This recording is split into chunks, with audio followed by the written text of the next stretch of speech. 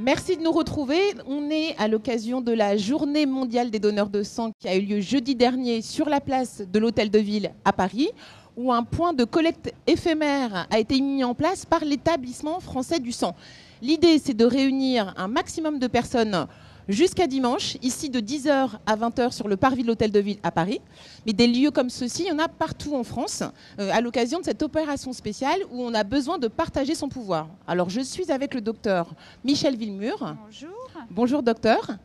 Alors, est-ce que vous pourriez nous dire précisément quel est votre rôle au sein de l'Établissement français du sang? Qu'est-ce que vous faites précisément? Je suis le médecin responsable d'organiser les collectes mobiles pour le secteur Est de l'Île-de-France, bien sûr à l'Établissement français du sang. Alors ici, derrière nous, donc, il y a la collecte éphémère, c'est bien ça? Tout à fait, le village du partage et le chapiteau de la collecte où l'on peut donner son sang aujourd'hui. Alors, quand on a collecté du sang et des produits sanguins, quel est le parcours d'une poche de sang? Les personnes aujourd'hui, tout au long de la journée, vont donner leur sang. Ce soir, nous allons récolter toutes ces poches de sang. On va les transporter à notre laboratoire de préparation. C'est-à-dire que là, on va centrifuger les poches de sang, en séparer les différents éléments.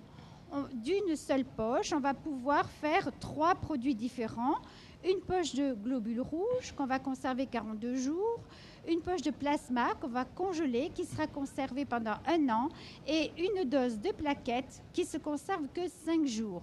Donc là, il faut jouer contre la montre parce que ce produit doit être préparé rapidement pour être transfusé aux patients rapidement.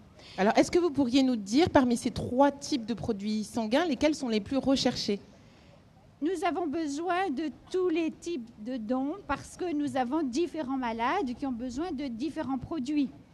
Voilà, nous avons besoin des globules rouges pour traiter, par exemple, des patients qui ont des hémorragies importantes. On va plutôt utiliser des globules rouges. Mais vous avez des patients qui ont des maladies chroniques, comme des maladies cancéreuses, où là, il faut les transfuser en plaquettes, en globules rouges aussi. Mais nous avons besoin de plasma pour récupérer le volume chez certains patients. Alors, est-ce que vous pourriez nous dire, on a parlé précédemment de la drépanocytose. On sait aussi comme pathologie, il y a certains types de cancers. Quels autres types de maladies et de pathologies on peut soigner avec les dons de sang? Alors justement, les globules rouges, c'est pour soigner les personnes qui ont la drépanocytose, parce que la drépanocytose, c'est une maladie du globule rouge. Donc nos produits sanguins sont destinés à soigner des patients qui ont des maladies génétiques du sang, la drépanocytose, la thalassémie, les insuffisances immunitaires, les déficits immunitaires.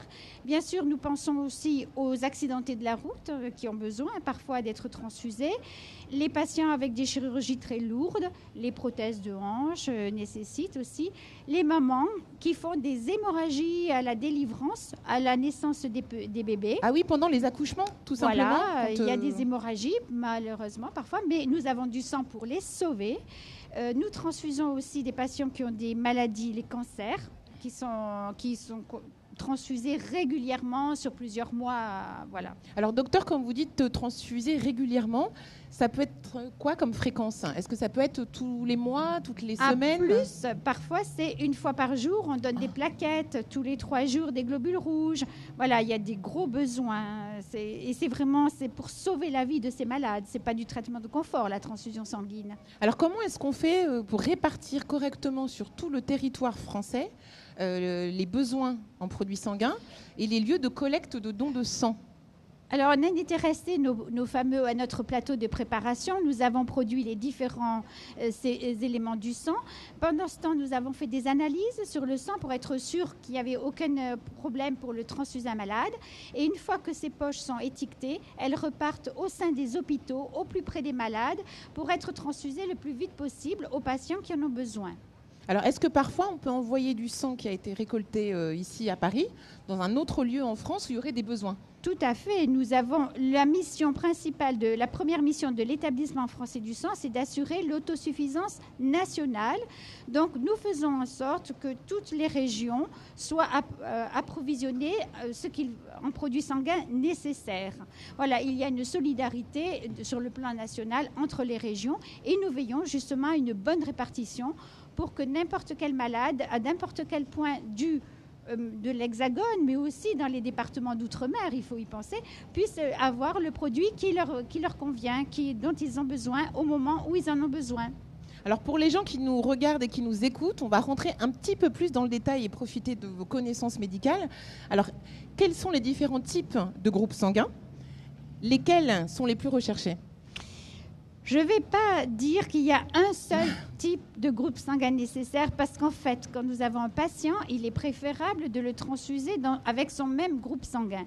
Donc, tous les groupes sanguins sont nécessaires, aussi bien le A que le O. Alors, c'est sûr que le O négatif, c'est le donneur, on a l'habitude de dire le donneur universel. Universel, c'est ça? Mais s'il n'y a que des O négatifs, déjà, ils sont peu nombreux. Et s'il n'y a que les O négatifs qui viennent le donner, je manquerai de sang après pour les patients O négatifs parce qu'on aura utilisé cette précieuse ressource pour les autres. Donc, chacun doit se sentir je dirais solidaire et engagé, et même si on est A+, on doit venir donner parce qu'on utilisera la poche de A+.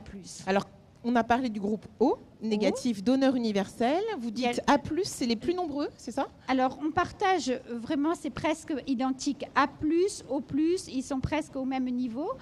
Vous avez du B aussi, le B+, le B-. Il n'y a que 3% de la population qui est B-. Et vous avez le AB. Alors, le AB, il a la chance, il peut recevoir tous les groupes sanguins. Voilà. Est-ce qu'on dit receveur universel? Receveur universel, effectivement. Donc, lui, on peut lui donner du A, du B. Mais le donneur AB, ce qu'il a de précieux, c'est qu'il a un plasma qui peut être, lui, transfusé à tout le monde. Alors, à quel moment on connaît son groupe sanguin? Est-ce que c'est seulement quand on fait un don de sang qu'on a l'information?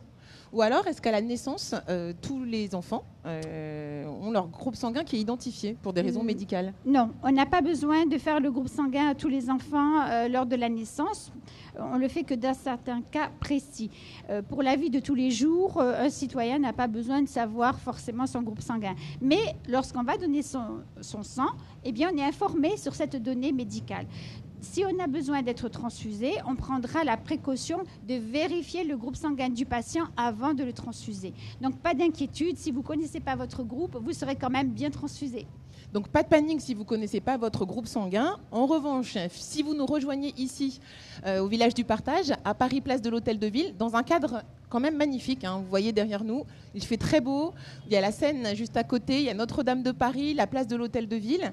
Alors, aujourd'hui, est-ce qu'on peut dire un mot aux personnes qui ont quelques réticences pour leur donner envie de venir partager leur pouvoir et donner leur sang? Alors, on est très bien accueillis. Voilà, vous êtes là pour nous recevoir. Il y a des activités, il fait soleil. Le personnel est ravi de recevoir des donneurs. Il y a une ambiance très conviviale. Et je dirais, si vous avez peur des aiguilles, c'est normal. Ne vous inquiétez pas, tout le monde a peur des aiguilles. Mais on fera en sorte que ça se passe bien. Et même, je viendrai vous tenir la main s'il le faut. Ah, donc vous êtes aux petits soins et auprès des donneurs.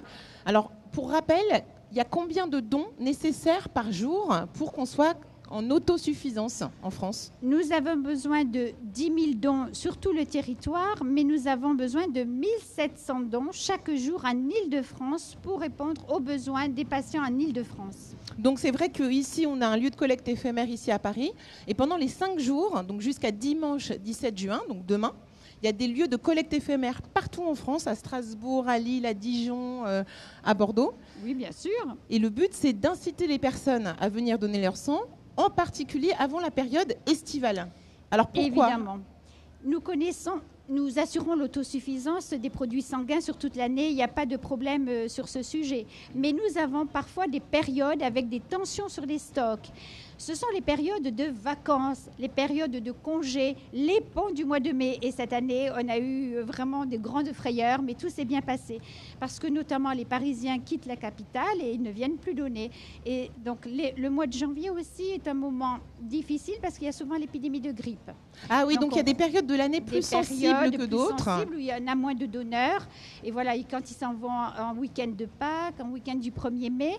Et après, c'est les 2 mois, juillet et août, qui sont parfois difficiles à passer. Donc, il faut penser à donner son sang, même pendant les périodes de vacances. C'est aussi pour ça que ça tombe bien que cette journée mondiale du don de sang ait lieu à la mi-juin, puisque ça permet de renouveler les stocks avant la période de congé d'été, c'est ça? Effectivement, on dirait que le docteur Landsteiner a bien fait les choses. Alors, qui est ce fameux docteur Landsteiner, la star. Le docteur Landsteiner est né un 14 juin et il a découvert les groupes sanguins. Donc, on a choisi sa date anniversaire pour rendre hommage aux donneurs, mais en même temps, c'était bien placé parce que ça nous permet de faire des réserves avant l'été. Alors, merci beaucoup, Dr Michel Villemur, d'avoir répondu à nos questions. Alors, je sais que vous êtes très occupé à l'intérieur de l'espace de collecte qui se trouve derrière nous. On vous invite à venir ici jusqu'à dimanche. C'est ouvert jusqu'à 20h, ici sur le parvis de l'Hôtel de Ville. On a besoin de vous. Vous pouvez aussi avoir plus d'informations sur ce qu'on vous demande pour pouvoir donner votre sang sur le site internet. Oui. Donc, c'est www.dondesang.efs.santé.fr. C'est bien ça. Et vous avez 2 hashtags pour suivre cette campagne sur les réseaux sociaux. Donc, il y a le hashtag JMDS et le hashtag Missing Type, qui est un hashtag international. Tout à fait. Puisque cette opération est partagée par plusieurs pays dans le monde qui appartiennent à l'Organisation mondiale de la santé. Voilà. Donc, venez partager votre pouvoir. Merci. Et puis, je vous retrouve bientôt. Merci beaucoup de votre attention. Venez nombreux.